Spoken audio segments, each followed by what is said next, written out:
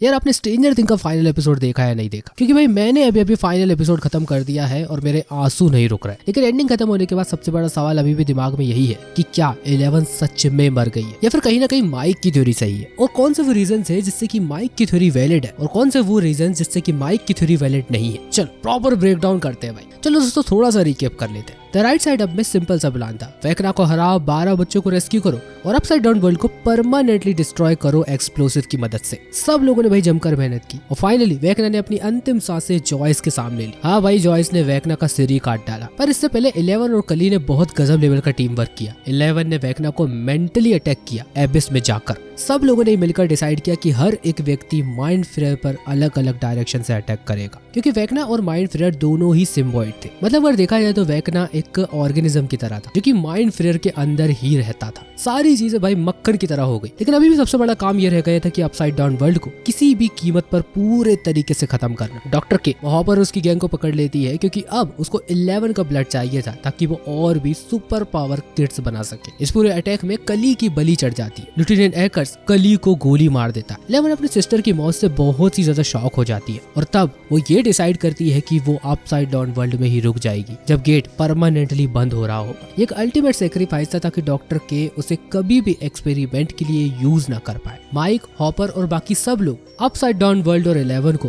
बर्बाद होता हुआ ही देख सकते थे। और इसके बाद भाई हम देखते हैं कि गेट परमानेंटली क्लोज हो चुका है, अब वहाँ पर कुछ भी नहीं है। अब आते हैं भाई उस थ्योरी के ऊपर जो कि माइक प्रेजेंट करता है पूरे 18 महीने बाद मई 1989 में, जब यहाँ पर पूरी गैंग फिर से मिलती है D&D खेलने के लिए। माइक यहाँ पर कहता है कि उसने बहुत सी अजीब सी चीजों को नोटिस किया। माइक ने यह कहा कि जब 11 गेट पर खड़ी हुई थी तो उसने उसके लेफ्ट हाथ के पास कुछ फ्लिकर सा नोटिस किया। माइक का कहना है कली और 11 ने फाइनल प्लान को पूरे तरीके से बदला। जब लेफ्टिनेंट एकर्स ने कली को गोली मारी तो एक्चुअल में कली मरी नहीं थी, वो अपसाइड डाउन वर्ल्ड की हॉकिंस लैब में सर्वाइव कर गई थी। इसके बाद कली ने उसका एक फेक इल्यूजन बनाया। रियल 11 सीक्रेटली वहां से निकल जाती है। इसके बाद वो ऐसी अलग जगह पर जाती है जहाँ पर कि उसको कोई भी ना ढूंढ पाए। और मैं आपको बता दूं कि ये वही जगह है जो जहाँ पर कि माइक जाने का प्लान बना रहा, 3 वाटरफॉल वाली। माइक इस थ्योरी में इसलिए यकीन करता था क्योंकि उसका ये मानना था कि हॉपर के प्यार ने 11 को पूरे तरीके से चेंज कर दिया। पहले कली ये बिलीव करती थी कि वो बाकी बच्चों से बिल्कुल अलग है, उसका जन्म ही मरने के लिए हुआ। माइक की भाई ये थ्योरी 100% सच हो सकती है और इसके लिए मेरे पास पूरे 5 एविडेंसेस है। पहला एविडेंस है भाई वो फ्लिकर। माइक ने स्पेशली मेंशन किया कि उसने एक फ्लिकर को नोटिस किया उसके लेफ्ट हैंड के पास। वही एक बहुत ही इंपॉर्टेंट डिटेल, क्योंकि कली के इल्यूजन में कभी कभी स्लाइड से ग्लिचेस भी होते हैं, जैसे कि होलोग्राम कभी कभी फ्लिकर करता। सीजन 2 में दोस्तों आपको वो वाला सीन याद होगा जब यहाँ पर कली ने ट्रेन का इल्यूजन क्रिएट किया था। उस टाइम भी भाई बहुत ही स्लाइड से इम्परफेक्शन थे उसके इल्यूजन में। सो फ्लिकर एक एविडेंस हो सकता है कि वो 11 थी ही नहीं, वो कली का प्रोजेक्शन था। दूसरी बात, अगर भाई ये माइक की थ्योरी सही है तो आपने दोस्तों शायद यहाँ पर ये चीज नोटिस नहीं की कि यहाँ पर पहले गेट खुलता है, उसके बाद हमको 11 का सीन बताया जाता है। और यहाँ मैं आपको बता दूं 11 का एस्केप लगभग इम्पॉसिबल था सोल्जर से। और सबसे बड़ी बात की भाई वो ट्रक कभी रुका ही नहीं बीच में, तो 11 आखिरकार गेट पर कब उतरी। इसके बाद भी सबसे बड़ा सवाल ये है कि आखिरकार रियल वर्ल्ड में जब वो आई और जब वो एस्केप कर रही थी तो उसको किसी भी सोल्जर ने नहीं देखा। तो हाँ यार इस चीज का जवाब खुद कली के पास है। मुझे कहीं ना कहीं ऐसा लगता है कि 11 को छुपाने का इल्यूजन भी कली ने ही क्रिएट किया होगा, और ये इल्यूजन उसने तब तक क्रिएट किया जब तक कि 11 उस अंडरग्राउंड वाली लोकेशन पर ना चली जाए। तो हाँ यार अगर देखा जाए तो कली ने ही ये इल्यूजन क्रिएट किया कि सोल्जर्स के लिए 11 एक डायरेक्शन में जा रही है जबकि रियल 11 दूसरी डायरेक्शन में एस्केप कर रही थी। तीसरा एविडेंस भाई ये है कि लेफ्टिनेंट एकर्स ने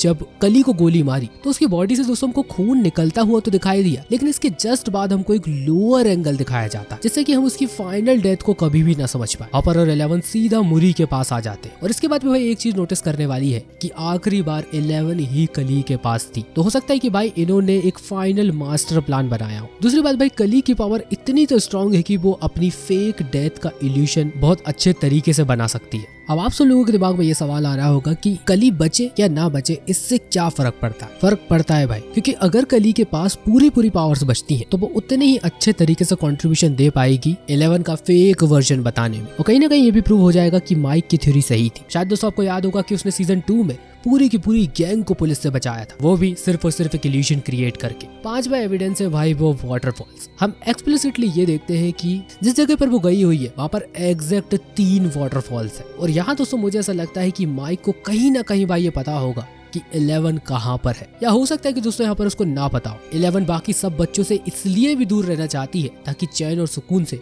वो अपनी जिंदगी कहीं गुजार सके। अब वो डॉक्टर केस से बहुत दूर जा चुकी है। छठवा भाई एक बोनस एविडेंस मेरे पास और माइक यहाँ पर 11 के बारे में ये कहता है कि वो सोनिक वेव्स के पास थी, इसलिए वो अपनी पावर्स का यूज नहीं कर पाई, लेकिन कली कहीं दूर थी उससे। तो देखा जाए तो भाई कली पूरे तरीके से अपनी पावर्स का यूज कर सकती थी। और शायद दोस्तों आपने एक चीज यहाँ पर और नोटिस नहीं की, उस एनवायरनमेंट में इतनी सारी सोनिक वेव्स थी, लेकिन इसके बाद भी भाई 11 के रिएक्शंस बिल्कुल भी पेनफुल नहीं थे। नहीं तो भाई इतिहास गवाह है कि जब जब सोनिक वेव्स उसके पास आई है तो भाई वो पागल सी हो जाती। तो हाँ भाई ऐसा भी हो सकता है कि वो 11 थी ही नहीं। बाकी हार देखा जाए तो इतनी खतरनाक एंडिंग नहीं हुई जिस तरीके की हमने सोची थी। हम सब ने ये सोचा था कि कहीं ना कहीं वेकना को तो हरा दिया जाएगा, लेकिन डस्टिन, नैन्सी या स्टीव किसी एक को अपनी लाइफ से सेक्रीफाइस करना ही पड़ेगा। लेकिन अगर 11 बच गई है तो बहुत अच्छी बात है, ये पूरी हैप्पी एंडिंग के अंदर कंसीडर होता। लेकिन अगर नहीं बचती है तो 11 के जाने का दुख तो भाई हमको हमेशा ही रहेगा। कई जगहों पर दोस्तों अभी भी लोग यही सवाल पूछ रहे हैं कि क्या ये सीरीज का कोई सीक्वल आ सकता है।